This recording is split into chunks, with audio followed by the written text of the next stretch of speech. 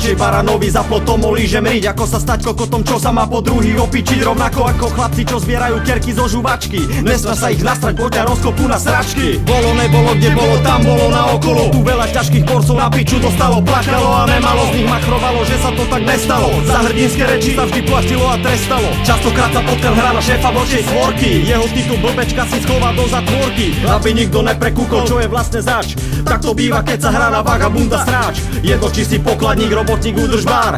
Základom je zachovať si svoju vlastnú tvár. Skobili mne piči, drbo taký vypadol, čo hral sa na drsného borca, ktorým chcel byť, no nebol. Nafúknutých kokotov na tóny milióny. Každý boží deň by som nazbieral 4 kamióny. Chlapcov, čo im vstúpa ego až do stratosféry. Iba degež ako oni sami im to verí. Komplexy z detstva, keď ho väčšie decka bili. Kompenzuje teraz kokot v každej svojej voľnej chvíli. Každú príležitosť dať niekomu na palicu využije, jebo hneď ak vyjde z domu na ulicu. Ja neviem, čo to majú chlapci za debilnú mániu, keď traja chytia jedného a totálne ho rozbijú. Pri jebaných hlavách sú len priebané nápady, tak rýchlo pred idú gade z melom novej brigády. Ukecané papule sú ich najväčšie zbrane, z toho 3/4 od strachu sa beží schovať k mame. Som 5-kilový chlapec, majak brokovnicu zlomíš, no stále hrdý na to, že nej som taký jak oni. Nehrám sa na Herkula, nesmrteľného čáva, ktorý vo svojej podstate sám seba ojebáva. Že sebavedomie mu úplne zakrylo zrak. Slepota a veľké ego, to je ich znak.